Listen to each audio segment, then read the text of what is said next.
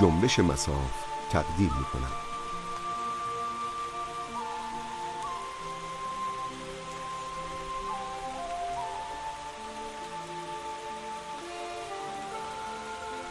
پایگاه اینترنتی جنبش مصاف masaf.ir. پست الکترونیک info@masaf.ir.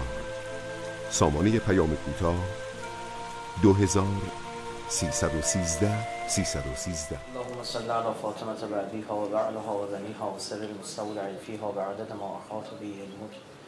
اعوذ بالله من الشیطان اللعین الرجیم. بسم الله الرحمن الرحیم. قل اعوذ برب الناس ملک الناس اله الناس من شر الوسواس الخناس الذي يوسوس في صدور الناس من الجنة والناس. سلام علیکم. تبریک عرض میکنم بنده نوبه خودم فرارسیدن ایام پرخیر و برکت و ایام ماه مبارک رمضان رو. امیدوارم که همه شما عزیزان و خود بنده دست پر از این ماه انشاءالله بیرون بریم و به قول خودمونی بخوایم بگیم بار خودمونو ببندیم انشاءالله. روزا روزای بلندیه، روزه گرفتن سخته، مخصوصا اونایی که کار میکنن. هر روزا بلند شد دادم لحظه افطار حس عید نوروز بهش دست میده، خود پاشه روبوسی کنه با بقیه. مخصوصا هم حالا چند وقتش مثلا افتاد سخنرانی هم داشتیم، یعنی ما زیاد آب میخوریم. اون موقع واقعا یه روز اومدم دفتر گفتم یه سریع صوت بذار تو سایت از آتش حضرت ابوعبدالله. ما روزه حضرت ابوعبدالله رو اصلا باید 1 ساعت قبل از افطار خون، واقعا مخصوصا روزی که بدوی و سرگیجه بگیری و داستانی آدم درک بکنه خیلی خوبه. حداقل یه خودشو شبیه کنه که نمیتونیم بکشیم. 2 سال دیگه عاشورای شمسی و قمری یکی میشه. هر چند وقت یه بار اینجوری جور در میاد.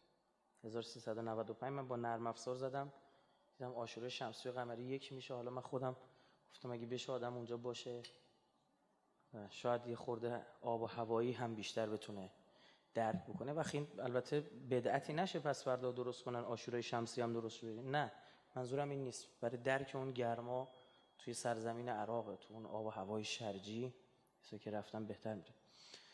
خب ما این چند شب انشاءالله قرار این که ننوشتیم تو سایت 5 شب 4 شب چقدر 3 شب اینا، چون عید دست ما نیست. ما گفتیم تا آخر ماه مبارک در خدمت شما هستیم.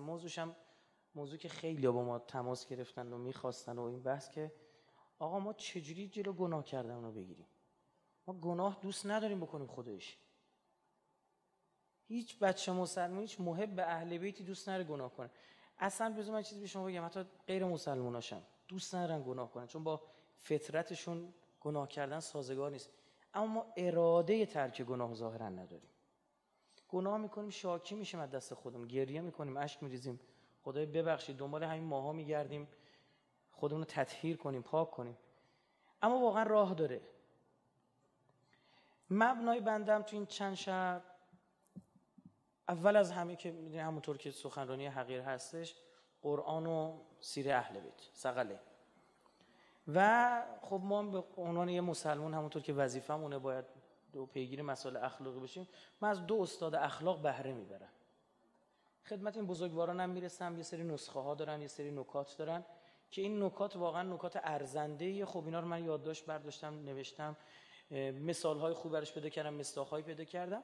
همین حال این نکات رو میخوام عرض بکنم که جاهایی هم به برخی از افراد ما گفتیم نتیجه گرفتن خودش. یعنی چون نتیجه گرفتن در عمل نتیجه داده. یعنی اصلا قرار نیست ما حرفای فقط تئوریک و اینجوری بزنیم، نه، قراره سری حرفای بزنیم که خودتون اجرا کنید، نتیجهشو تو زندگیتون ببینید. فقط باید پایه باشید، یعنی واقعا اجراش بکنید. اجرا کنید تو کمتر از 2-3 ماه نتیجهشو تو زندگیتون ببینید. کمتر از 2-3 ماه نتیجه شروع میشه. این چند شب ما قراره انشالله به امید آقا صاحب الزمان در مورد اینها صحبت بکنیم. من شب اول و سخنرانیشو قبلا جای دیگه کردم. خب من تو مجبورم شب اول خیلی خلاصه تایم سخنرانی من در واقع 1 بعد میکروفون تحویل بدم. خب یعنی برای سخنرانی هیئتی، سخنرانی معمولی و حتی شاید زیاد هم باشه چون 45 دقیقه اینا، برای ما که رو 2 ساعت و نیم 3 ساعتیم برای ما کمه، یعنی عادت نداریم، شروع میکنیم 1 ساعت.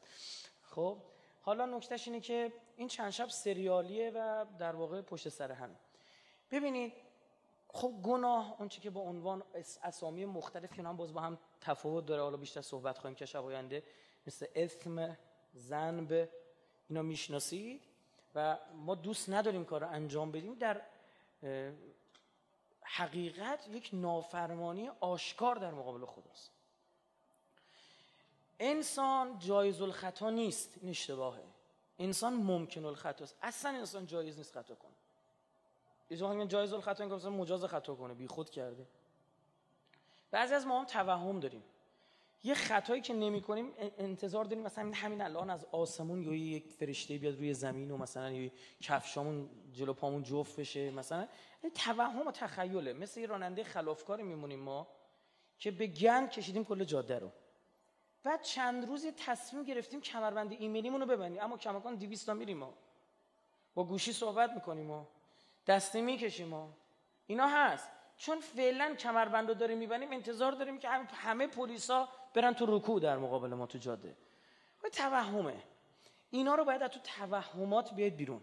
اگر یه سری توهمات تو ذهن خودمون چیدیم و این توهمات برامون میشه مبنا، بعد یه سری اتفاقات نمیفته، میگیم آی خدا با ما قهره، آی خدا چرا اینجوری نکردی، چرا اونجوری کردی.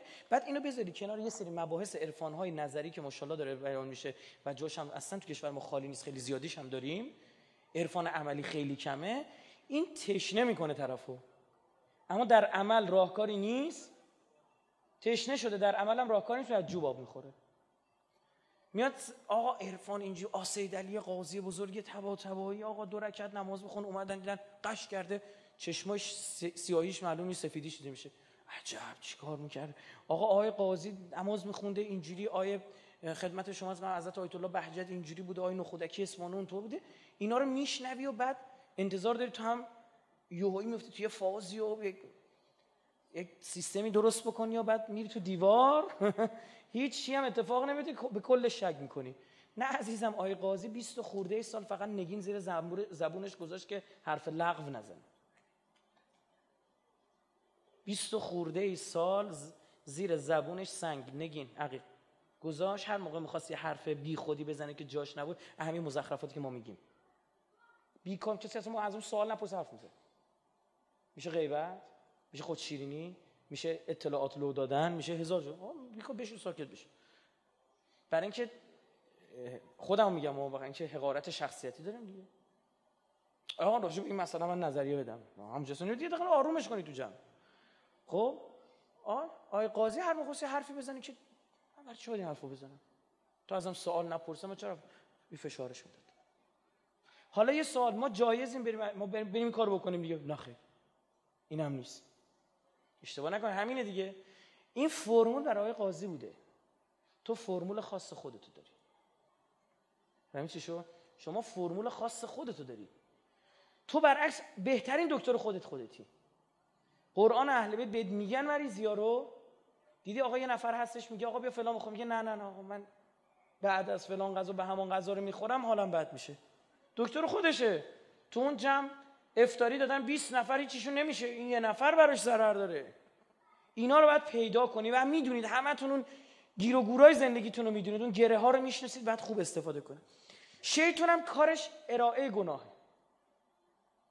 دست هیچ کدومونم به زور نگرفته بره. اون دنیا ما خیرشو میگیریم، ما نکه ان شاء الله جهنمیا خیرشو میگیرم. یا خدا کار همین پدر سوخته بود، این نگرش نذاده رد بشه، خدا نگرش میده.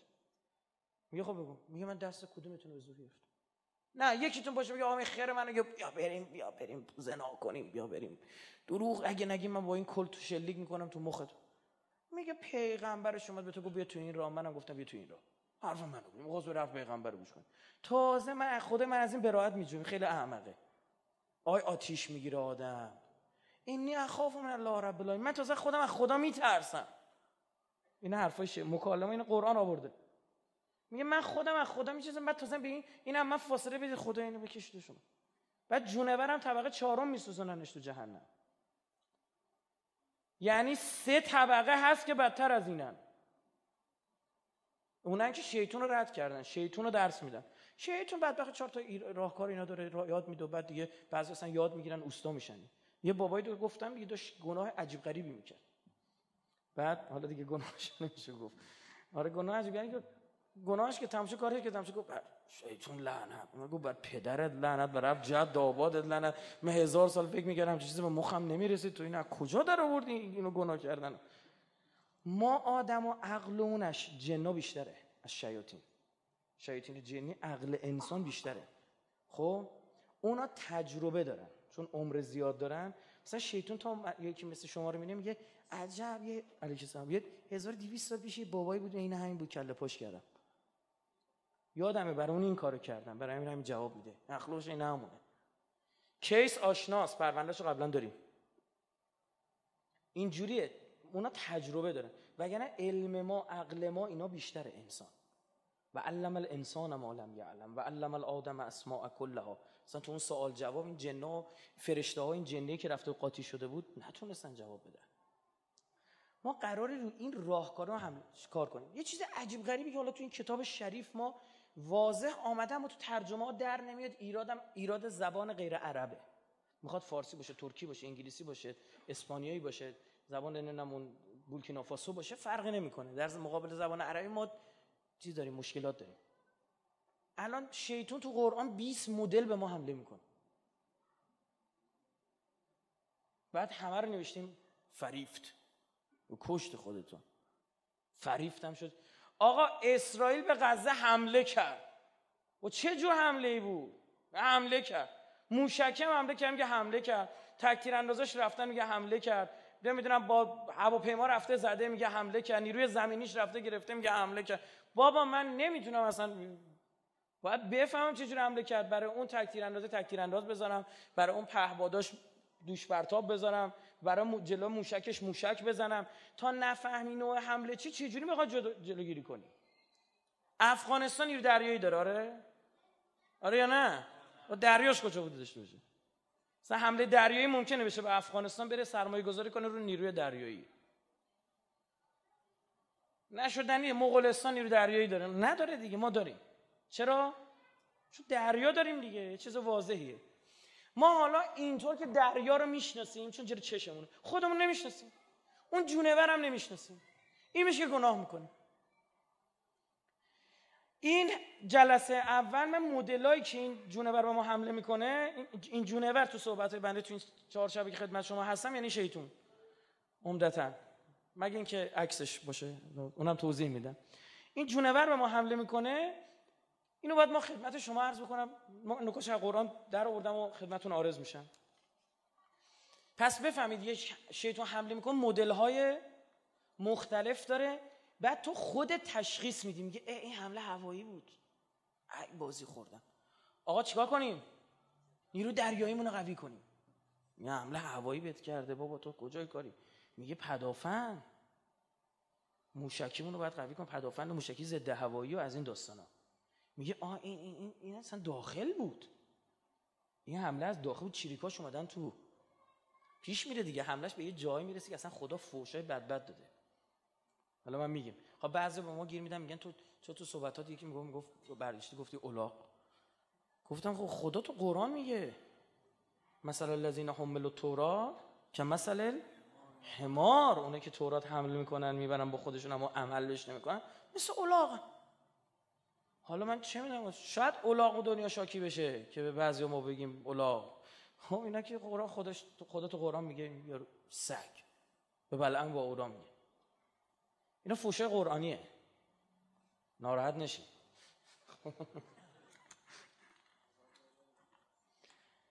اولین نوع حمله این جونور وحیه. همون جوری که ما وحی الهی داریم دقیقاً وحی شیطانی هم داریم. وحی جونوری به قول دوستمون. للقلب اذنین، قلب انسان 2 تا رادار داره، 2 تا رادیو داره، 2 تا گیرنده داره. اذن للرحمن و اذن للشیطان. صوت شیطان دائم هست، مشکل از توئه که رادیو تو تنظیم میکنی رو اون. چرا من به گناه میافتم؟ و دائم رادیو داره ابلیس میگیره. رادیو ابلیس گرفتی بعد میگه چرا به گناه میافتم؟ یا رادیو الله بگیر. داستان سر همینه. یعنی شروع ماجرا از اینه که رادیومونو تنظیم کردیم رو ابلیس. موج رادیو خدا میگه. و معصوم میفرماد اذن للرحمن و اذن للشیطان. تو بس کردی این اذن گوش گیرنده، بشقاب چرخونده دیشو رو شیطون. شبکه قرآن نمیگیری. تو این جز وایس آف امریکا صدای شیطان بزرگ در نمیاد. همینجوری که آقا من بازی تو سخنرانی پرسیدم، میگم آقا تو این 200 سال گذشته معاصر کشورم تجزیه شد، نفتونو بردن، ترور کردن، امیرکبیر کشتن، اینا پدرمون رو در آوردن. کدوم کشور بیشتر بابامون رو در آورد؟ همه میگن انگلیس باید BBC نگاه میکنه. خب همینه دیگه. ببین میدونیم شیطون بده، اما موجمون روی چیه؟ شیطون. میدونیم انگلیس بده، اما موجمون روی انگلیس. پس نگو عجیبه، در عمل داره اجرا میشه. در اینم شک نداریم که صلاحمون رو نمیخواد، شک نداریم که پدر سوختگی محضه. خب پدر سوختگی محضه، اما بازم گوش میکنیم. چرا گوش میکنیم؟ عجیبه، نفس میخواد. جلسه بعدیمون در مورد اینه، یعنی اصلش اینه که ما نمیتونیم جلوی صدای شیطون رو بگیریم.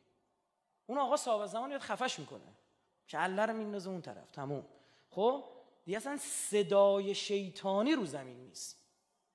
هی رادیو رو میچرخونن بگیرن یه چیزی نیست، پارازیت ول کردن. و اینجا چه اتفاقی میفته؟ مشکلم من و تویی که میگیریم دائم دوستش داریم. قرآن یه جایی میگه اولیا، میگه دوست شیطونید و ولایتش رو پذیرفتید. حالا در ظاهر نه من اینجوری نیستم. در ظاهر عربستان بیاد به اسرائیل فوش بده. آقا من خبر به شما بدم، به غزم ربط داره. ما اخبار نسبتاً بسیار صحیح داریم که کل هزینه حمله اسرائیل به غزه عربستان متقبل شد. خب کارامه دیگه. مثلا بولتن تهیه میکنیم، بولتن خیلی خاص، نزدیک 800 تا خبر و تحلیل در ما خونده میشه 6 تا 7 تا 8 تا تحلیل. 800 تا خبر و مقاله و تحلیل میشه، میفرستیم برای برخی از مسئولین، میگیم با خبر باشید اون ور چه خبر. فقط هم اسرائیل. خب من دارم یعنی به عنوان کارشناس دارم عرض میکنم خدمتتون. عربستان الان یه سری از شروط حماس برای آتش بس رو اسرائیل قبول کرده بود، عربستان و مصر بودن قبول نمی‌کردن. اینا قبول نمی‌کنن، میگم حماس کلا باید از بین بره. اینم سنیه. چی شد؟ این داعش کدوم قبرستونه؟ این حمله خوبی نبودا. ما می‌بینیم، ما هم جیگرمون آتیش میگه خدا شاهد. اما الخیرو فی ما وقع، خدا اثبات کرد و حجت تمام کرد بر مسلمانان که ببینید اینا در ظاهر فوش میدن به اسرائیل، اما ولایت اسرائیل رو قبول کردن. بهتون اثبات بشه. این عربایی که در به در دنبال بودن که مردم سوریه دارن کشته میشن، انواع اقسام سلاح‌ها رو رسوندن، چرا اینجا اصلا سلاح نمیخواد برسونن؟ ما را به خیر رو تو امید نیست، شر مرسون به اسرائیل پولا نده. بنزین هواپیماهاشون که دیگه خبرش خیلی آشکار شد که عربستان سعودی میاد، حتی میگن بعضی از هواپیماهاشون میرن اونجا سوختگیری میکنن میان بیرون. اینجوریه. تو اردن هم همینه. داعش کری خون واسه اردن، اسرائیل وزارت جنگش اعلام کرد اگر داعش سمت اردن بیاد ما وارد جنگ میشیم با داعش. اینقدر برای اردن با هم رفیقن، پشت پرده هم بستن. یعنی وحی یعنی ارتباط سریع و پنهانی. یک ارتباطی یک لحظه به دلت میفته. نگاه کن، یه فکری تو ذهنت میفته. ببین خودشناس باش. میگی این حرف مال من، بگید نیست. آقا رفتم خونه رفیقم، به ناموسش شب نگاه کنم، با من معرفت دارم، مرام دارم، این مال، اما فکرش اومده تو ذهنتون ها، اومده، اما قبول داری که این حرف مال تو نیست. تشخیص بده مال شیطون. سریع خاموش کن رادیو رو. بدون موج رو اتومات بوده، چجوری بوده، چرخیده رفته، ابلیس گرفته. میفهمیم ما بعضی موقع میگیم این فکر مال من نیست، میگیم این فکر مال من نیست. سریع فاستعذ بالله، سریع ذکر بگو لا حول ولا قوة الا بالله العلی العظیم. صلوات بفرست.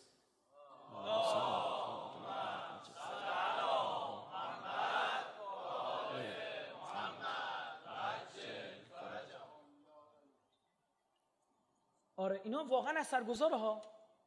قدیما تا دعواشه میشد چی میگفتن؟ لا اله الا الله یا پاشم بزنم این استغفرالله، یا همین جلو دعوا رو میگرفت. الان تا شاکی میشه اول فوش خار مادرت زمین داره میره، خب میخواد جلو دعوا رو بگیره.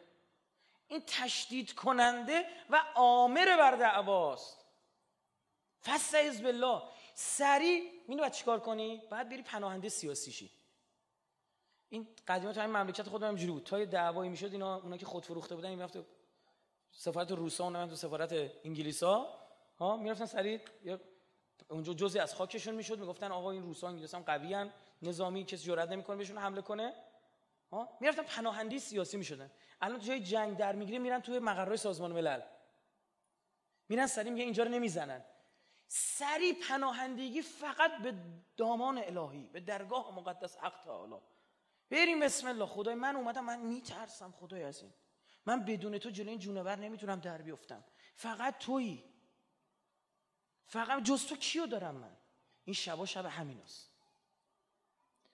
ما ایرانی‌ها، ما شیعیان، ما محبین اهل بیت میونم با اهل بیت خوبه. اصلا ما سراغ اهل بیت رفتیم تو زیارت جامع چی میگیم؟ خدای ما از اینا بهتر گیر نیاوردیم برای رسیدن به تو. آقا نمازایی که ما برای شما نماز برای امام زمان رو نگاه بکنید، توحیدی ترین نمازه. کدوم بخش نماز هی تکرار میشه؟ ایاک نعبد و ایاک نستعین. برای خدا. اهل بیت باید ما رو برسونن به خدا. اهل بیت آدرس نیستن، کشتی نجاتن، هم آدرس میدن هم میبرن با خودشون. همین چی شد؟ اینجاست که بگه برو، میبرد. اهل بیت میگن بیا بریم، نمیگه برو، میگه بیا، خودش میگیره میبرده. کشتی نجات تو اون طوفان‌های گناه و ذنوب و معصیت‌ها ما بتونیم بریم اونجا. قرآن میگه ان الشیاطین لیوحون الی اولیائهم. الی دوستش نباشه که نمیتونه. اگه ببین اون کسی که گذاشت این ماهواره رو دیشو چرخوند به سمت اونور، به سمت اون بابایی که میخواد براش وحی بفرسته، دوستش داره، ته قلبش میخواد. میگی بابا اینا جمع کن تو خونت، میگه مستندهای خوبی نشون میده. نه من که میدونم تو میخوای بری خرم سلطان نگاه کنی. خب این بعد دیدی اینا خودشون هم لو میدن، نمیگن حریم سلطان، چون مقصود اینا از این سریال فقط همون زنه است. اسم همونه. من اون زمانی که سریال امیرالمومنین نشون داد، سریال امام علی، به یه دی میگفتن امشب قطام داره. خب این من اصلا آره دیگه نشون میده دیگه، بالاخره که کاراکترهای مهمی که مد نظر ایشونه اینا. ببین بهانه است مستند. ما جونورا خیلی جونورای خوبی نشون میده اینا، بشیم اونا رو نگاه بکنیم. خب دیگه ببین ته دل خودت دروغ نگو. ما تو این چند شب میخوام اولین حرفی که بزنیم با خودمون دروغ نگیم تا بتونیم مشکلمون رو حل کنیم. بگیم آقا نیروی زمینی اون مشکل داره، میخوایم بیایم میدون مین درست کنیم شیطون نتونه اون حمله کنه، میخوایم این کار کنیم. اصلا کار انسان، ببین حضرت آدم ترک اولا کرد، فعصا آدم یه اشتباهی کرد، بعد گفت چی؟ بگید غلط کرد، اشتباه کردم ببخشید.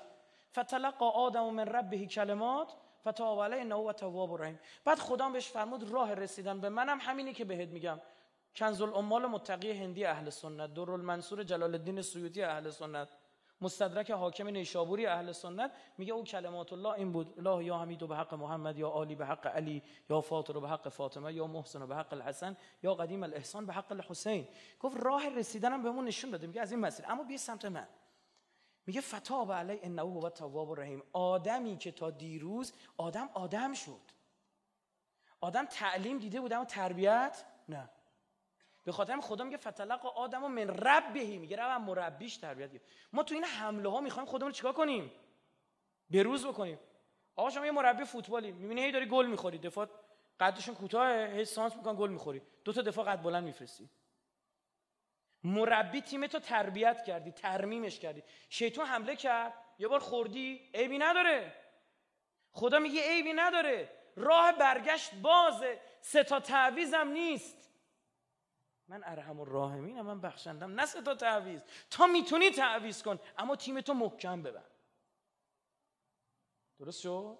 تیمتو ببند، بازیکن‌ها رو جابجا کن، یه تیم. حالا تو برو تا فردا با مالدیو بازی کن.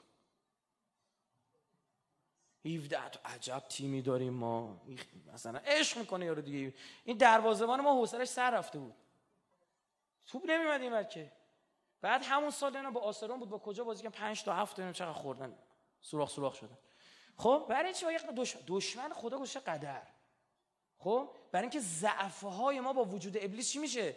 آشکار میشه. با وجود ابلیس ضعف‌های ما آشکار میشه. وقتی این ضعف‌ها رو ترمیم میکنیم ما آدم‌تر میشیم. گرفتی چی شد؟ در سیستم آفرینش الهی ابلیس ملعون که ما خوشمون هم نمیاد ازش، جزئی از پازل الله تعریف شده.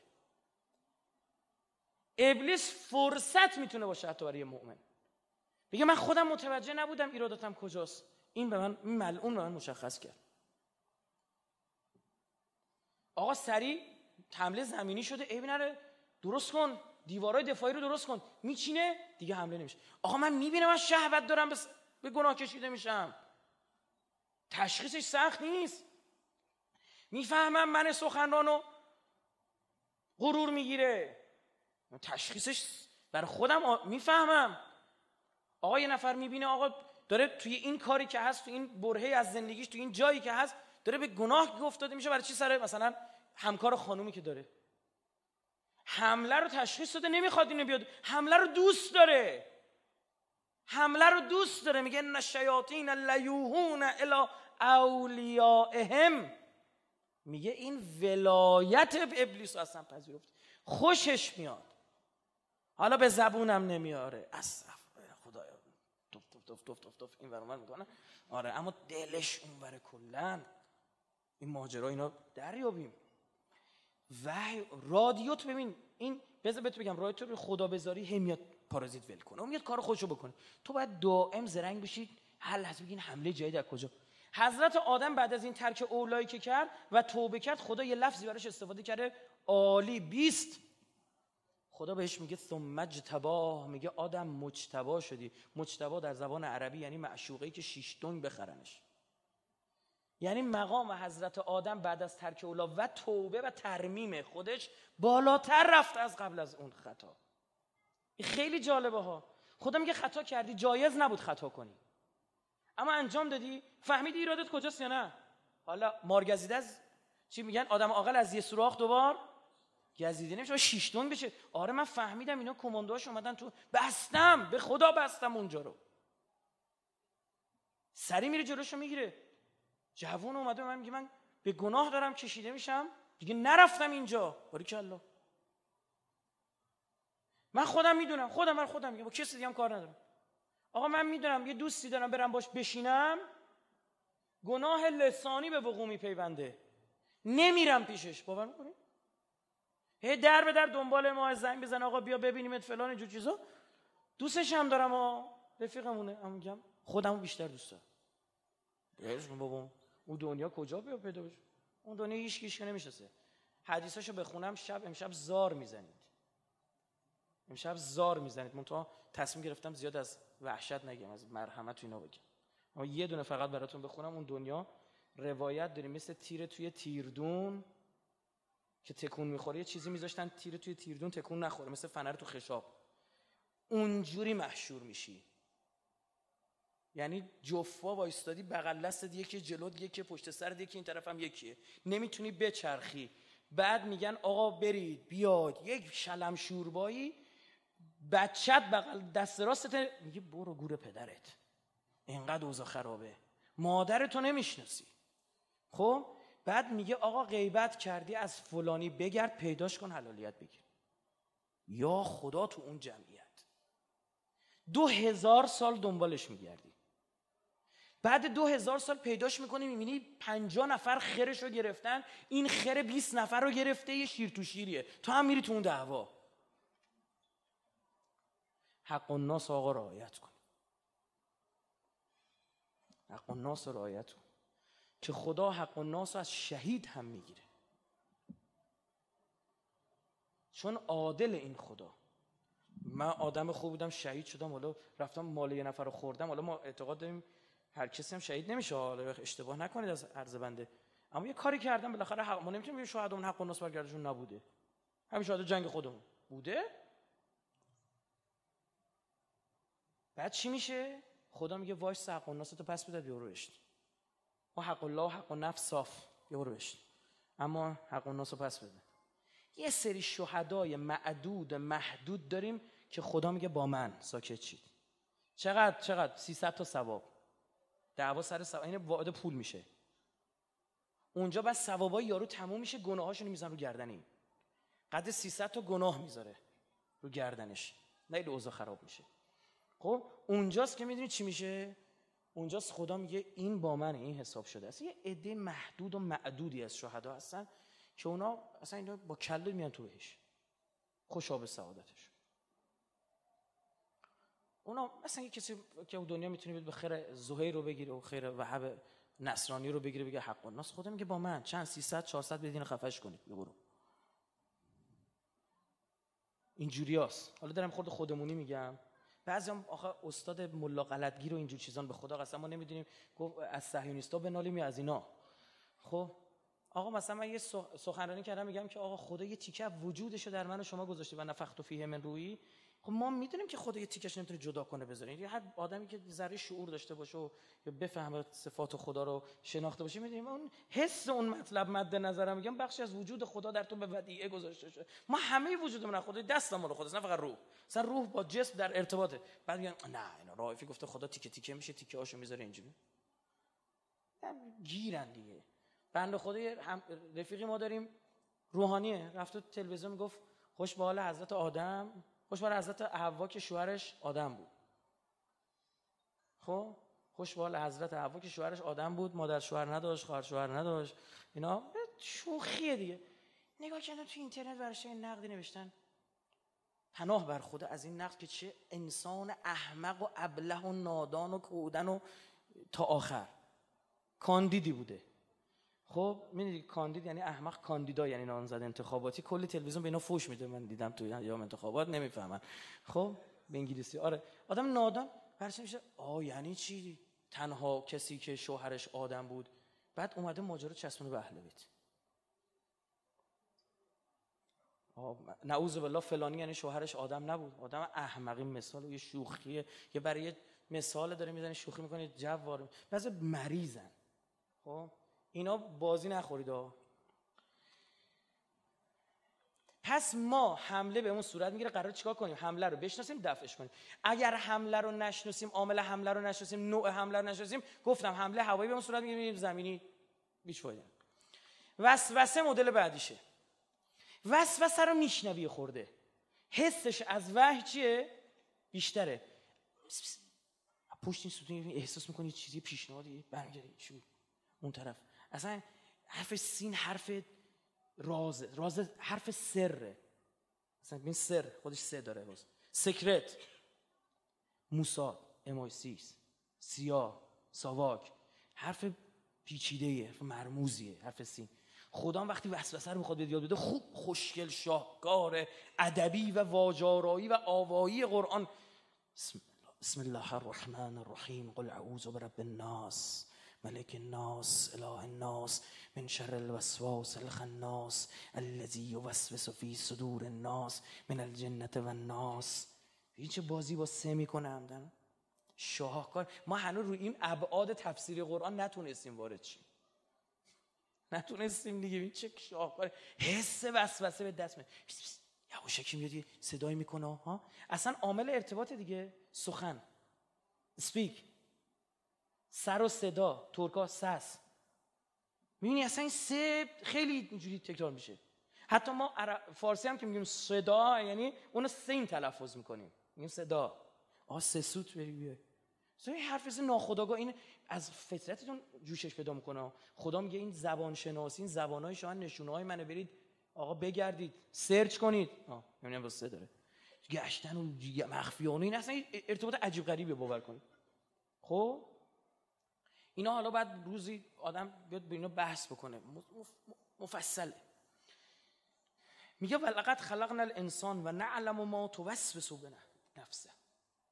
یعنی این نفس هم وسوسه میکنه. آقا امام زمانی ها شیطان رو گردن میزنه دیگه تمومه دیگه، اوکیه دیگه، ردیفه. نه نفست هست. اصلا شیطان دست میذاره رو چی؟ رو نفس از ماها یه سری بند و بیل آویزونه، نخمخ از همون آویزونه. شیطان هر دفعه میگه که اینا رو میگیره. نخاتو وا کن، هیچ غلطی نمیتونه بکنه. خودش میگه بعد خودش لو داده خودشو. یعنی دشمن خدا یعنی لوش داده، دوست نداشته خودشو لو بده. یه جای دشمن شناسی خود ما یاد داده. میگه این جونور خب وقتی مکالمه شکل گرفت گفت من نمیتونم اونایی که خالص شدن دیگه کاری کنم. الا عبادک منهم المخلصین، اونایی که خدا تو خالصشون که این تنابع ازشون وا شده، من هر چی میخوام دست بدم سر میخوره. دیگه به این مرحله مثلا اصلا ابلیس نمیتونه پیشنهاد گناه بده. به والله قسم شما میتونید به اون مرحله برسید. لفظ جلاله خوردم، شیطان نمیتونه پیشنهاد گناه بهتون بده، نداری تنابشو. میدونی چی کار میکنه اون مرحله؟ یه کار خوب میخوای انجام بدی، سریع یه کار خوب دیگه بهت پیشنهاد میکنه. یک پدر سوخته این جونه چه کار خوبی که ثواب کمتری داره. آقا میشه شیطان کار خوب به ما پیشنهاد کنه؟ بله، شیطان میشه بهت کار خوب پیشنهاد بکنه. منتها میاد اینجا میگه آها این الان داره احترام پدر مادرش این کار میکنه، من بهش بگم برو زیارت عاشورا بخون. زیارت عاشورا میگم اون یاد اون ماجرای علامه امینی میندازمش که پسرش در خواب دید علامه امینی و حضرت امیر تو دستش آب داد به علامه امینی. پسرش گفت بابا خوش به حالت، همه رو تو جام میداد سر حوض کوثر. حوض کوثر هم یادم سخنرانی کردم تو همین هیئت، اون شراب‌های الهی رو صحبت کردم. تو دست مبارک گفت بیا جلو بیا جلو. تو خیلی هم امیرالمومنینی بود. آورده بودنش مشهد، یه هفته مشهد بشه، 3 روز گذشت گفت منو ببرید. اومده در جوار آقا علی ابن موسی رضا گفت منو ببرید، دلم برای آقایم امیرالمومنین تنگ شده است. نمیتونست اصلا نباشه. بعد پسرش میگه من در خواب دیدم، پرسیدم آقا تو بابا جان این به خاطر القدیر دیگه؟ میگفت القدیر خیلی ثواب داشت، اما نه این به خاطر مداومتم بر زیارت عاشورا. گرفتی نکته رو؟ بخونید. من به خیلی از دوستان میگم بخونید. حالا 100 لعن 100 تا سلام نمیتونی، خیلی سری 2 دقیقه هم تمومه، حفظ میشه. اصلا بچه هیئتی که همه فولن، حفظ کردن زیادتاش هم سخته چون فرازهای شبیه به هم داره. یه همش تو جیبتون باشه، تو موبایلا که اینا هست. سری همونجا نمازش هم نشسته، نمیخواد اصلا ماشین مستحبی تو ماشین بخون، نماز مستحبی. اذیت نکنید خودتون تو مستحبات که زده بشید. اما پیشنهاد میکنم بخونید، خیلی خوبه. دعای عهد صبح من همیشه پیشنهاد میدم و تو مستحبات میگم خیلی خوبه. یه پرانتزی تو زندگیمون بذاریم، زیارت عاشورا مثلا شب موقع خواب بخونیم، صبح دعای عهدمون، حالا اون نماز شب خونه اونا که جا خود دارن. یعنی این دوتا خیلی خوبه. بعد میاد همین ماجرا علامه امینی هم به ذهنش میندازه. بابا پدر و مادر اینجا اصلا راه رسیدن به اهل بیت پدر مادرن. تا احترام به پدر مادر نذاری به اهل بیت نمیرسی، چون تو باید بفهمی به ابی انت و امی یعنی چی. تو وقتی ابی و امی نمیفهمی چی بگی به ابی انت و امی؟ تو وقتی مقام پدری رو نمیفهمی چی میخوای بفهمی که حضرت فرمود انا و علی ابوا هذه الامه؟ با یک پدر و مادر غیر معصوم مانور بده برای اون پدر و مادر معصوم. پدر و مادر ما حرف اشتباه نمیزنن. چرا؟ خیلی از ما هم پدر و مادریم هم پدر و مادر داریم، خب حرف اشتباه نمیزنن. چرا؟ اما همینجاست که تو سخن حرف زورش رو قبول کنید. اون احساسی که تو حوزه دینیه نه، خود قرآن هم گفته. اما حرف زورش رو قبول کنی، احترام بذاری، اون به اهل بیت میرسه. یه همچی کسی وهب اگه به امام حسین رسید به خاطر احترام عجیبی که به مادرش میذاشت. وهب نصرانی تازه ازدواج بود، به زنش گفت این مادرمو نمیتونم کنار بذارم، بهت گفته باشم مادر مقامی داره، خدا این دست میذاره این آدم، اینا رو درک کنیم. بعد شیطان میاد اینا خب اینور ببینید. آقا یکی از این شهدا به خواب مادرش اومده میگفت من ازت خواهش میکنم این شب جمعه نیا سر قبر من، چون ما همه میهمان حضرت ابا عبدالله هستیم. بعد یهو آقا امام حسین تو جنب ما میگه شماها پاشید برید، مادراتون اومدن سر قبرتون، اولویت داره. نه واسط هفته بیا اگه میخوای به دلت تنگ میشه. داستانی داره اینا. اینجا بین دوتا خیر شما رو مخیر میکنین ملعون. بعد چجوری بفهمیم اینجا؟ من به شما میگم باید ببینی تو کدوم یکی نفست کمتر قلقلکت داره میده. خود این یه نکته است. نکته دو، ببین تو کدوم یکی نور بیشتری میبینی؟ استناره. طلب نور کن از خدا، چشاتو ببند، از خدا بخوا، راهنماییت کن. وحی الهی داریم، الهام الهی داریم، قشنگ تشخیص میدی.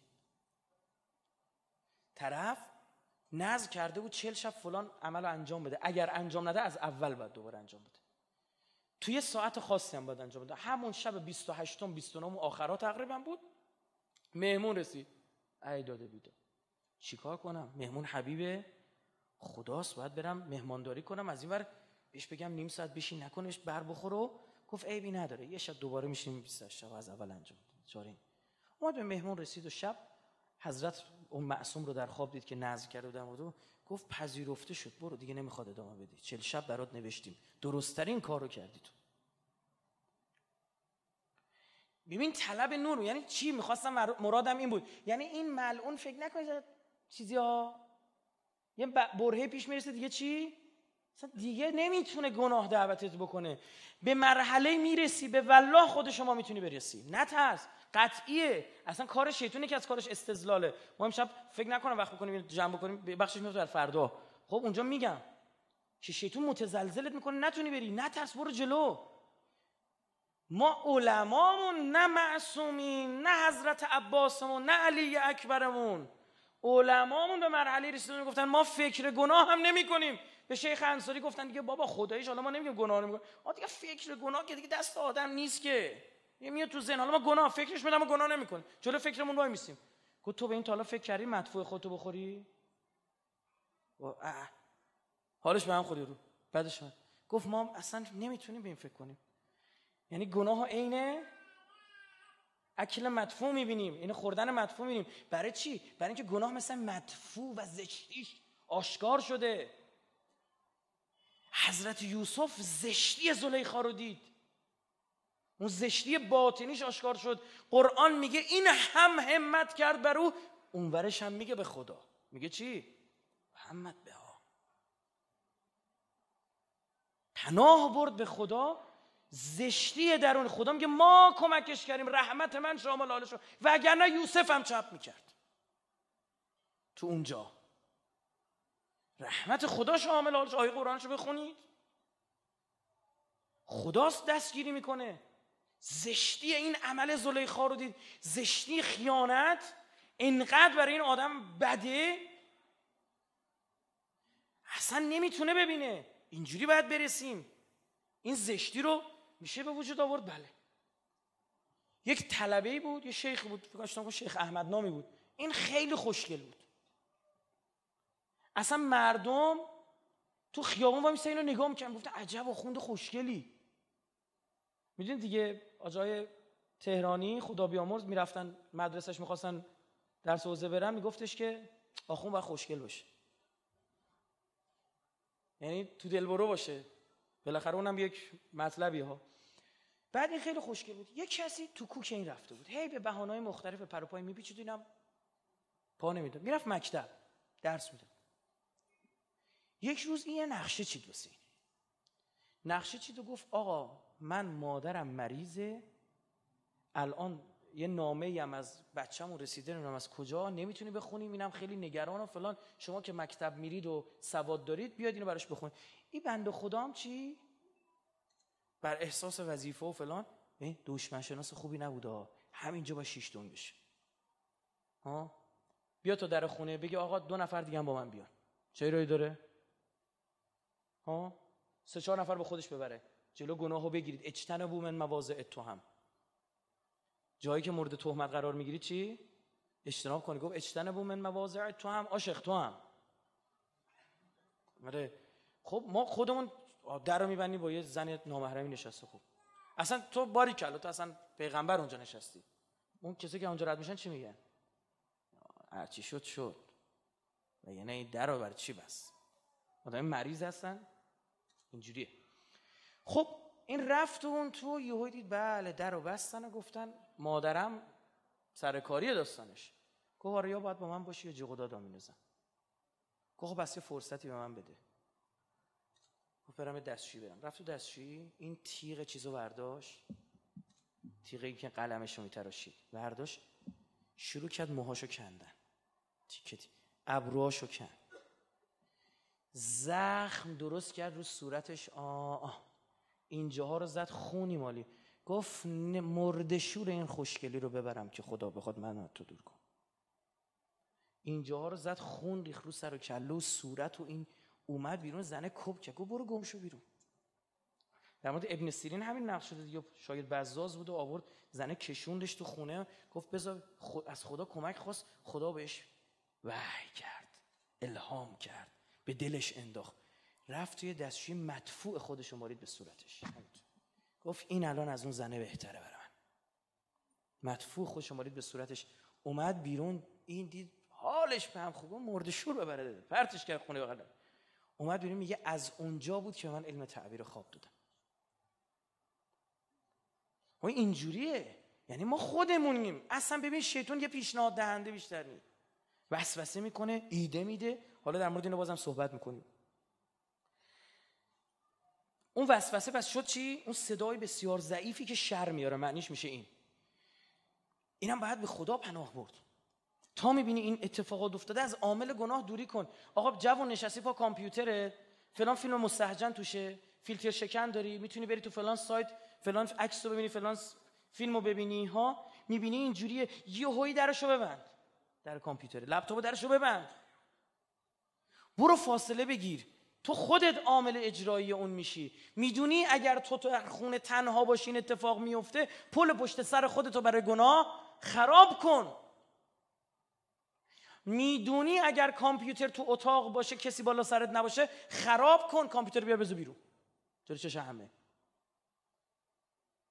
تو خودت میخوای، اون دوستی رو داری، بعدت هم میاد اینو بکن. راهش همینه. آقا جوون مجرد نشسته تو خونه، این فیلم ها رو میبینه، این عکس ها رو میبینه، آقا گوگل کلمای بی ربط داری سرچ میکنی، چیزای دیگه میاد، میبینه تحریک میشه. تحریک هم نشه این آدم نی، بهت بگم بعد بره دکتر. منتها از عامل تحریک باید فاصله گرفت. او وسوسه‌شو میکنه. تو دوست داری صدای شیطون رو بشناسی، میگه صدایی که شر میاره، صدای خفیفی که شر میاره، گوش نده، نگاه نکن. این مجرد و متأهل و اینجور چیزا نداره. بس گناه کبیره‌ای که انقدر متاسفانه دامنگیر شده که من واقعا نمیتونم در موردش صحبت کنم تو کشور خودمون، بخاطر محدودیتایی که هست، که یه بخشش درسته، یه بخشش هم باطل. گناه خودارضایی که گناه کبیره است، بخش عمدهش به خاطر اینه که اون عامل تحریک و طرف از خودش دور میشه. هی تو خونه عمدن تنها میشه، میشه پا کامپیوتر این فیلمو ببین، اون عکسو ببین، اون معلومه تحریک میشه. متأهلاش هم به وحلا تحریک میشه. فاصله بگی، پله پشت سر خودتو خراب کن. مدفوع خودشو مالید، اومد بیرون، این شد. علم تعبیر خواب دادن. حضرت یوسف علم تعبیر خواب داره. نمیدونم، شاید ارتباطی است واقعا بین گرفتن شهوت و این هدیه الهی. حالا اینا که دارم میگم جلوشو بگیرین، چیزی من فردا راهاشو یاد میدم، فردا پس فردا شبای آینده میگم چجوری میشه تو جلوی این کارو گرفت. نه که چه تئوری همینجوری بگیم، یه اجراییه. یک مورد دیگه من عرض بکنم خدمت شما بزرگواران. یکی دیگه از کارهایی که میکنه شیطان و شما رو به گناه میندازه که خیلی خیلی هم مهمه، القاء امنیه است. القى الشیطان فی امنیته، آیه قرآن داریم که این آیه رو در مورد پیامبران آورده. یعنی حتی شیطان از پیامبران تو این زمین دست بگید نکشیده، امنیه غلط بهتون میده. اینو بارها گفتم. ببینید ما یه سؤال داریم و یه امنیه. سؤال اون هدف اصلی زندگی که داری برایش زندگی میکنی چیه؟ که خیلی‌ها تو زندگیشون سؤال بگید کلا ندارن به خدا، تو دیوارن اینا. میگه برای چی داری زندگی میکنی؟ وقتی سؤالشو میگه میبینی اصلا با گوسفند هیچ فرقی نداره. طرف به دنیا میاد، جفتگیری میکنه، زاد و ولد میکنه، بعد میمیره، بعد تموم. بعد نه لاشش به درد کسی میخوره، هیچی. صد رحمت به اولئک کالانعام بل هم اضل. برای چی داری زندگی میکنی؟ هدفت چیه؟ آقا میخوام برسم به اون سعادت بزرگ، میخوام پا امام زمانم باشه. هر چی میگه باریکلا. این سوال، این میشه سوال شما. حالا برای رسیدن به این 5 تا چیز اصلی میخوای، نه 50 تا. 5 تا چیز اصلی. من برای اینکه برای کار برای امام زمان بکنم، سؤال منه خیلی خوبه. چرا اینو سؤال قرار دادی؟ چون بهترین کارها کار برای چی؟ امام زمان است که شما رو به خدا میرسونه. بقیه کارها حواشیه، بهتون بگم و ثوابی که کار برای امام زمان داره اصلا قابل قیاس نیست. قابل قیاس نیست. اصلا گریه بر امام حسین میکنی که به امام زمان برسی. بفهمی امام حسین هم امام زمان وقت خودش بود. ببینم اینا میفهمیم توی اینا در میاد. خیلی مهمه ها. پس ما چند تا امنیه داریم، همه اینا در راستای چیزه. آقا میخوام دکترا بگیرم، باریکلا، امنیه‌اش. آقا با فلانی ازدواج کنم، نوش جونه. کور به شهر که ندید. آقا فلان شغلم به دست برم، خدا پدرتو بیامرز. که چی همه اینا در راستای چیه؟ ندارن. کار شیطان میگه القاء امنیه باطله. تا دلتون بخواد تو جوونامون میبینم. میگه درس بخون. آقا میخوام برم دکترا بگیرم. خب بعدش میگیری که چی میشه؟ بگو چیه؟ خوب که فکر میکنی میبینی. یه بابایی بود اون موقع که دانشگاه آزاد گرون بود، معروف دانشگاه دولتی و دانشگاه چی؟ آزاد، این شبانه و مثلا این چیزا سیستما نیومده بود. یه بابایی بود میخواست فوق لیسانس بخونه. پول نداشت دانشگاه آزاد. رفت تو بازار کار کنه که چی؟ پول در بیاره که بره دانشگاه آزاد. رفت تو بازار دید اصلا اشتباه میگرده. رفته بوده درس خونده بوده. همیشه همین بره. من میخوام برم که فوق لیسانس بگیرم که پول در بیارم. خب من میدونم پول در میارم. دیوانم برم پولم بریزم تو شکم چیز دانشگاه آزاد. شکم داره آقا دانشگاه آزاد. به یکی گفتن 3 تا دروغ پشت سر هم بگو، گفت دانشگاه آزاد اسلامی. گفت دیوانم بلندشم برم من میخوام درس بخونم که به پوله برسم. خب آقا نه، یه نفر میخواد درس بخونه، آقا من به شیعه خانه امام زمان کمک کنم، تو این بخش مشکل داره. به والله قسم ثانیه درس خواندن تو عبادت هست و ذکر است و نماز است و روزه است. خدا میگه این نشسته داره استاتیک میخونه، براش ذکر مینویسن. میگه این میخواد مهندس بشه، شیعه خونه امام زمان خدمت کنه. این ایرادو تشخیص داده وجود داره. مصطفی احمدی روشن چیکار میکرد فکر کردی؟ من از خود خانواده‌اش شنیدم بی واسطه. گویی میومد میگفت امروز مشکل جمهوری اسلامیه، ما باید تو غنیسازی اینجوری بشیم که این برای شیعه خونه ما. اینا دست جمعی رفتن خدمت آیت الله خوشبخت مرحوم رحمت الله علیه، استاد اخلاق بودن ایشون. رفتن گفتن آقا ما این سانتریفیوژا این چیزایی که داریم درست میکنیم به درد امام میخوره؟ اصلا شاید رو سیستم کلا بریزه به هم و میگن آقا سلاح‌ها از کار میفته و دستگاه‌ها از کار شاید بیفته. چجوری سیستم؟ آقای خوشبخت بهشون گفته بود شما بسازید، کارتون رو انجام بدید. امام زمان استفاده میکنه. فلذا ثانیه که او داره میره هزاران کیلومتر، این آدم فقط براش کیلومتری جابجایی سفر داشت. هی از تهران میرفت کاشان برمیگشت، میرفت نطنز کاشان برمیگشت. با یه مدیری به مشکل خورده بود. ما هم مشکلاتی بر ما پیش میاد. گور باباش فکر کیه، برید دوراتون بزنید به سراغ من. فهمیده بود الان این کارشکنی میکنه مدیر. اومده بود سر عوارضی کاشون وایستاده بود، جلو ماشینا رو دونه دونه میگرفت تا پیداش کنه. اونی که نگرشته بود رفته بود افتاده به دست و پاش روبوسی که آقا ببخشید. مصطفی احمدی روشن به دست و پاش بیفتم که این اگه الان بیفته سر لج کار امام زمان زمینه. فکر کرده هر نخاله شهید میشه؟ انتخاب شده. به این خودشیرینی کرده بود برای خدا. بفهمیم امنیه خودتون رو چی قرار دادید؟ سؤالو که صحبت میکنم یکی از روش‌های خود شیطان اصلش سؤالو میزنه. همون که گفتم خیلی‌ها سؤال ندارن. بعضی‌ها اصلا نگاه کن بین کسی که میخواد همینجوری میخواد دوستم دکترا بگم میگن استاد به من نمره میدی؟ مثلا دنبالش بودم از این خدا این استادا ردیف نکنه به طور کسی نخورن. این استادی که مثلا عمدن امتحان سخت میگیرن که بعد علاقه دارن یه دی بهشون رجوع کنن و این نمره بخوان و اینم ناز کنه و یارو بابای طرفو در بیاره. خب آقا میخواد استاد دانشگاه بشه که یه نفر دنبالش بیفته. خب دیگه چی بگه آدم به این آدم؟ چی میشه گفت؟ شیطان نذارید امنیتونو تغییر بده ها. نذارید به خدا کلاتون پس مرکز. نذارید امنیتونو رو تغییر بده. سوال که گفتم سر جای خودش. اما شما میبینی این آدم همین درس رو بخونه بشه استاد دانشگاه مثلا دکترای مهندسی بگیره، اینم که میخواد کار برای امام زمانی کنه دقیقاً باید همون درس رو بخونه. برای این میشه عبادت، برای این میشه باطل، کار باطل. عجب. این معجزه نیته. ثانیه که داره درس میخونه کار بیخود داره انجام میده. آقا اون کسی که بمب اتم درست کرد فیزیک نخونده بود؟ اون کسی که بمب شیمیایی درست کرد شیمی نمیدونست؟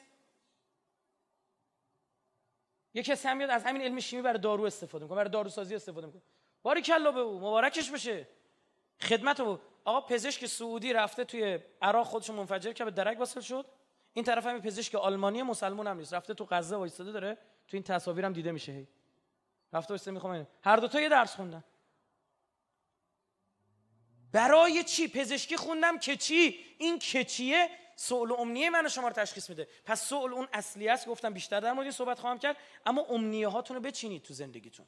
بعد وقتی فکر میکنید میبینید خیلی از امنیه های باطل دارید و شیطانیه، وقتتون رو بیخود داره میگیره. طرف میبینی 3 سال وقت گذاشته مثلا بریم یه هویدی مثلا بریم کلاس زبان، حالا هم زبان بخونه، ببین میتونی زبان بخونی، به امام زمان رو پرزنت کنی، انگلیسی سایت بزنی فلان، باریکلا. نه زبان میخونی 1 سالی میگذره هیچ هم یاد نمیاد، میره بعد یه مدت میبینی یک چیزی رو دوششه اینجوری میکنه، چه گیتار میخواد به کلاس گیتار، یه قره دنگا دنگی هم میکنه، تو اینم هیچی در نمیاد و میشه دکور. گیتاری که تو خونه ها هست دکوره، که مدت هم میدونه دیگه قوطیش گیر نمیومد، گیتارا خودش گیر میاد، قوطیش گیر نمیاد، چون خیلی قوطی خالی میخریدن تو بازار، عرضه و تقاضا با هم ریخته بود، قوطی خالی میذاشتن اینجوری میرفتن. آقا ببین یعنی یه هدفی نداره، میفهمی؟ باری به هر جهتی آدمای بیخود اینا زیاد داریم. یه من سراغ سلام چطوری محمد خوبی؟ آره خوبم، چه خبر؟ داری بزنی. حالا کجا بریم دوری بزنیم؟ این میخندتون یعنی دیدید دیگه اینا دارید یا هستید احتمالاً. خب آقا میریم اونجا، بیا بریم یه دور بدیم، دور بزنیم که چی؟ هدف چیه؟ من باید هر کاری میکنم در راستای امنیه و این چند تا امنیه هم سؤلم باشه. سؤل یعنی خواسته اصلی. من دور بدیم که چی؟ بیکارم مگه؟ میره خیابون تگ صفا و مروه میکنه، میرم بالا میام پایین، میرم بالا میام پایین، میرم بالا میام. شیاطین رجیم هم کنارشون رد میشن، یکی دوتا هم نیستن. لا اله الا الله استغفر الله. خب این که نمیشه که، خودت داری خراب، شیطون لعنت خدا بر شیطون، حالا بر اون لعنت باد 1000 بار، اما خب این فوش به خودت داری میدی اگه از ما میشنوی. سؤال و امنیتون همین امشب برید بچینید. من اصلا برای چی دارم راستی زندگی میکنم؟ سوالی مثلا که بعد خدا نکنه زندگی حیوانی نداشته باشیم. بعد که چیدم خب برای رسیدن به بعد چیکار کنم؟ من واقعا باید درس بخونم؟ نه اصلا نیازی نیست من برم دکترا بگیرم. خیلی هم میگه تو چرا نمی دکترا بگیری؟ به خدا قسم گفتم من هر چی فکر کردم به این نتیجه نرسیدم که دکترا گرفتنم به درد اون هدف اصلی میخوره. دیدم وقتم هم تازه چیه میگیره، باید درگی دکترا، بعد یه دکترین بدی، بعد بری ارائه کنی، بیای بری پیش این استاد، پیش اون استاد و فلان. دیدم هر چی فکر کردم نتیجه ندارم. 100,000 نفرم بیان بگن قبول نخوام. من که منطقی و عقلانی و ببینم به درد امام زمانم میخوره. من دارم خب الان بحثم میکنم، پژوهشم هم میکنم، کتابم هم میخونم، از نظر اساتید بهره میبرم، برای دوستانم میام نظرات هم میگم، حالا کسی خواهد قبول بکنه بخواد قبول نکنه. خب من دکترا داشته باشم چی میشه؟ مثلا چی میشه؟ حالا جالبه، خیلی هم عجیبه، وقتی همچین حسی درت به وجود میاد دقیقاً اصلا دست میزنن رو میگن دکتر. ما تو سایت میگیم والله بله به پیر به پیغمبر ما دکترا نداریم. خب بازم میگن دکتر. رفتم یه جا سخنرانی، بعد نظامی هم بودن، این گفت آقا یه دکتر فلانی بیان بالا. من رفتم گفتم آقا من دکترا ندارم. حالا ایشون فرمودن اگه به حساب دکترا اومدی که باشید برید، من دکترا ندارم راستش، چون این رشته هم که دارم صحبت میکنم رشته نداره. مثلا تو دانشگاه نداریم مثلا، خب جونور شناسی اینجوری نداریم دیگه. خب بعد عرضمو تموم بکنم، خوب دقت کنید. بعد که اومد بره تشکر کنه، ما نشستیم و چند تا سوالم طرح کردیم و جواب دادن و از همون نیروهایی که اونجا بودن می‌خواست هدیه بده، اومد و رفتیم بالا. با دوباره ما تشکر از آقای دکتر و فلان چیزا، گفتیم بابا ول کن تو رو خدا، نه برای ما دکتری تو. گفتم خب بیا دکتر افتخاری ما رو میشین. این جناب سرهنگ داد. خب فیلمش هم هست، یعنی اومده بیرون، یعنی توی دست مردم هم هست. سخنرانی معمولا این نهادهای اینجوری که داریم بیرون، یه مورد بیرون اومده. یعنی اصلا من واقعا هر چی فکر کردم دارم نمیخوره، برای چی باید برم بخونم؟ برم وقتمو تلف کنم، الاف کنم و برم مثلا دکترا حسابداری بگیرم. چیکار کنم دکتر حسابداری؟ اما قبل حسابداریش به چه در خورد؟ یه نکته بگم حالا خورده فضا عوض بشه و خوب بخندید که برای گریه آماده باشید. من به خودم هم رحم نمی‌کنم توی تیک انداختن. یه بار رفتیم دانشگاه آزاد اردبیل سخنرانی دخترخونه، میگه شما استاد این رشته تحصیلتون چی؟ گفتم حسابداری خوندم. تا گفتم حسابداری، آقا اینا یک سوت کفی زدن اون حسابداری‌ها. بعد من احساس کردم یه خورده حسابداری‌ها اینجا جو گرفته شون. گفتم خیلی رشته خوبه. دوباره سوت کف زدم. گفتم اصلا عالیه. دوباره سوت کف زدم. گفتم که این رشته که اصلا بیکار نمیمونید. بازار کارش فرامه، هر جا پول باشه حسابدارم هست. دوباره سوت کف زدم. گفتم دستشوی بین راه هم که میری میبینی یه حسابدار گذاشتن اونجا. آره خب من برم چی دکترای برم اینو بگیرم که وقتی من نه درسشو میدم تو دانشگاه، نه وقتشو دارم، نه اصلا الان برای کسی دیگه توجیه داره. مملکت حسابدارم میخواد، اشتباه نکنید. خب اما برای من خوب نیست، برای یکی دیگه خوب. بره بخون. این توی امنیه های بنده بگید فعلا حالا هانی، مگه اینکه حالا مثلا یه چیز دیگه بشه.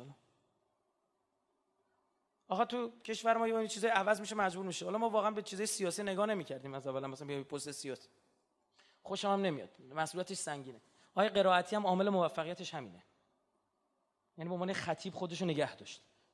بنده اعتقاد دارم وقتی طرف میره تو سیاست بازی یه ذهنیت بدی تو مردم این میرفت اصلا حرف میزد که یه روزی بیاد برای این کار. بعدش هم توی مجلس هم که دیدید دیگه یه قانونی تصویب کردن که فوق لیسانس فقط میتونه بیاد. بعد کلی نماینده مجلس لیسانس داریم. گفتن خب اینا رو چیکار کنیم؟ ما یه راهکار خوب داریم. گفتن چی؟ گفتن هر کی یه دور نماینده مجلس بوده یه مدرک. و رئیس جمهور اون موقع رفته بود توی مجلس یه تیکه هم بهشون انداخت، گفت بعضیا با 60 مدرک گرفتن. یعنی دکمه فشار دادی اینجا رأی دادی مدرک گرفتی. خب نظرش برای خب خیلی کار زشتی بود. یه وقتی داره مثلا همینجوری این داره میره بالاتر. دوره بعد گفتن که چی؟ هر کی 2 تا دوره نماینده مجلس داشته باشه 2 تا مدرک، اینا از بزنیم دکترا. هی رقبای انتخاباتیشون تو شهرها حذف شن. توجیه دیگه چی دارم میگم؟ حداقل ان شاءالله که اینجوری نیست، یکیش این باشه. و خیلی زشت. من اون روز واقعا اصلا خجالت کشیدم. خودم خجالت کشیدم. آره موقع اینجوری میشه آدم مثلا یه برنامه‌ش هم می‌نویسه میگه نه من حتما باید نماینده مجلس بشم. به این اتفاق شروع میکنه خوندن، یا میاد چیکار میکنه اینقدر شانتاژ درست میکنه اونا دوباره برگردن بیان پایین مدرکش. حالا نه داستان سری چی ببینید امنیتون چی قرار میدید. اللهم عجل ولیک الفرج والعافیه والنصر وجعلنا من خیر اعوانه و انصاره والمستشهدین بین یدیه. تعجیل در فرج قطب عالم امکان حضرت صاحب الزمان صلوات نبی.